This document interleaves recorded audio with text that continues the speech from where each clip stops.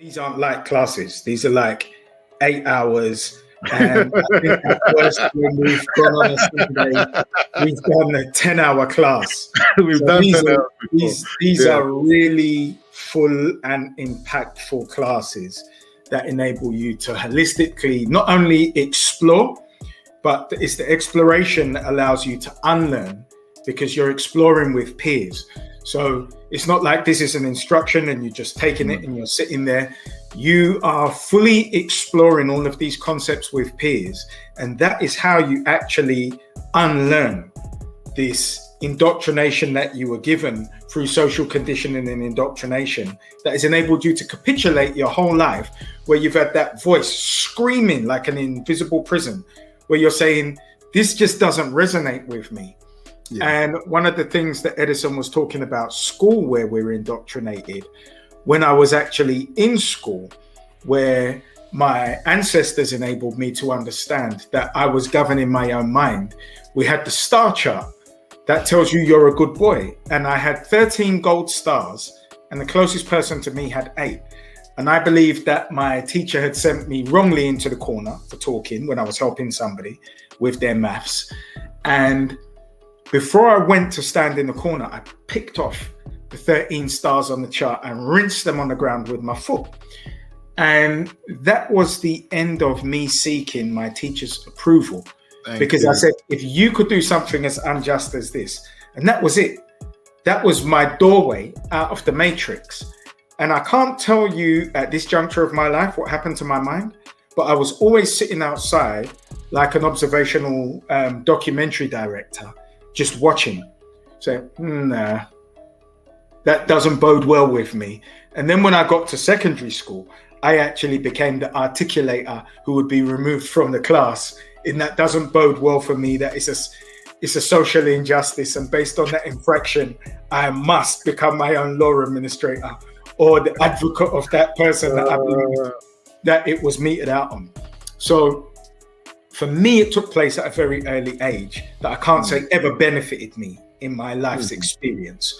However, I was aware that there was something more, because it never, ever resonated with me. And when I got the full clarity, because you can do things unconsciously, but once you come into conscious retention, you've really just exposed me to another world.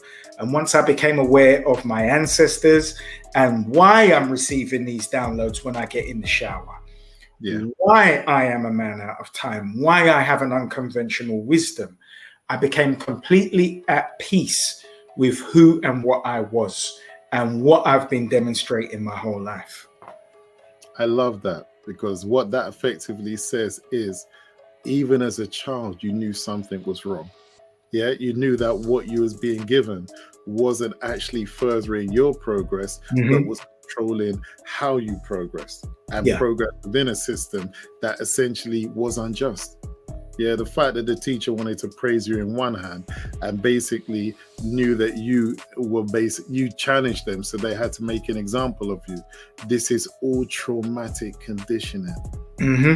Where instead of having a slave with a whip, you basically enslave the person's mind and whip them subtly, not overtly, and literally destroy their inner confidence to follow their own mind from when they were a child. So by the time that they get to the adult, it's like the chicken that you put the rope around its neck in trees. This is what they used to do, so that the chicken would run so far, and when it yanked its neck, it would stop running. It would run, I can't run, I can't get beyond it because my neck's gonna get yanked. And then you take the rope off the neck.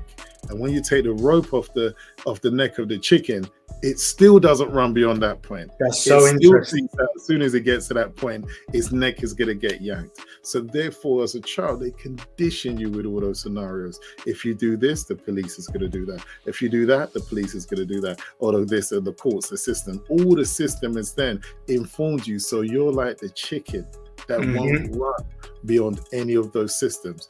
And it's not until you free yourself, you realize all those systems were created in order to keep you in that position. And all of those, how do you say, the people that make the law don't follow it. Absolutely. But do you know how important what you just said was to me? Yeah, go on. Even in comprehending it now, is like when I was younger, I felt such a need to fight racism because I'm inside the paradigm to say, well, if you're racist, I have to fight racism. Now, I'm not taking any racism from you or any prejudice from you. What am I really fighting? But you've restricted me and reduced me to these confines where there is racism. And now if you're virtuous, you fight racism. And where was the stage where I ever said, well, outside of this paradigm, just drop all those structures. Maybe there's something else. Maybe you're just supposed to be building for yourself, your own world, your own paradigm, your own self-determined economy within your peers. And then this is why I always say via the demonstration, others can learn and adopt. Because I can't, you see, I would see young people, Black Lives Matter. I said, whoa. You know your life matters. Why are you taking on someone's conditioning of you? And then you take the fight against it. That shows you the argument's taking place inside you. It's taking place inside you. So if you went home and actually started to build a business or some self-determined entity that made you all powerful and able to circumvent what do you mean circumvent racism? Well, let's say circumvent the effects. So now you are living, your whole domain lives outside of this man telling you about employment. It lives outside of you telling your children about school. It lives outside of him telling you where to be, how to be, what you can earn, your glass ceiling. You say, well, none of that impacts on me. So I don't actually experience racism.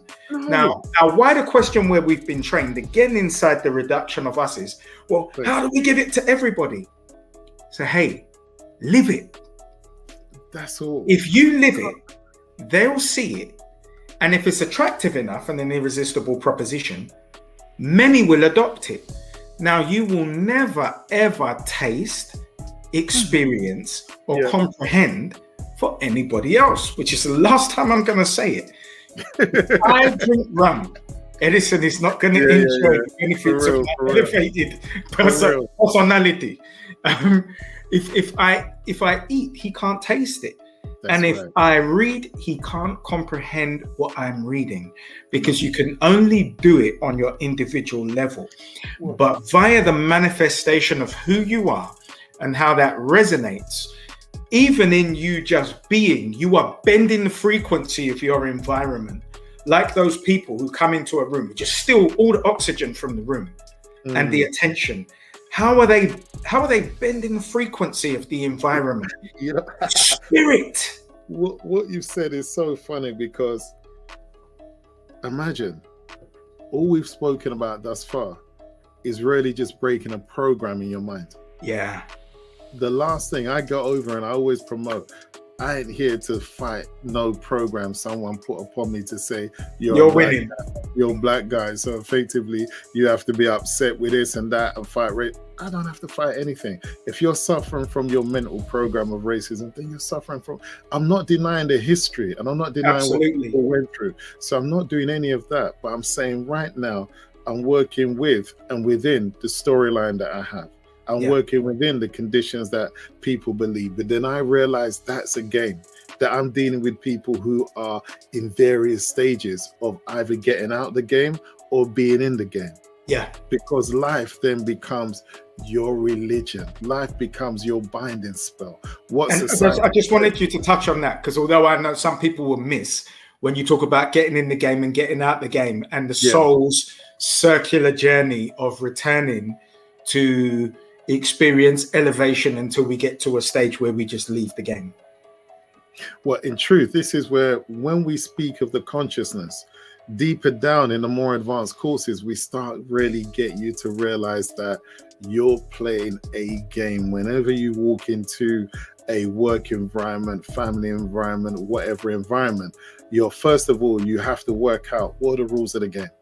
What can I do to have safe passage through this period or phase in my life where I don't encumber too much negative energy, unwanted energy, unnecessarily weight of people's emotional state? What do I do? So therefore I realize this is this person, that is this person. We go through all the different personality traits and realize that when a person is triggered by a set of different entities, this is the most logical pattern that they're going to follow. By knowing now I have the program, so as soon as I see that behavior pattern, I don't need to emotionally react to it. I can sit there and watch the person go through the stages of how they're playing their personal emotional game, what they're looking for, what are the big concepts that they have which are holding them back in themselves, how they need to feed off someone else in order to basically raise themselves, because they are under their own torturous, self-limiting, negative voices inside their mind. And in order for them to feel good, they need to feed off someone else. They need to take someone else's sense of good so that they can reinterpret that, create an inflated value of themselves, and then use that inflated value. But the problem is, because it's parasitical and it's not natural, they need to constantly be feeding off someone. They need you to constantly be giving them energy, praises, attention. They need that all the time so that they can raise their value within themselves. Because without that, they don't have any.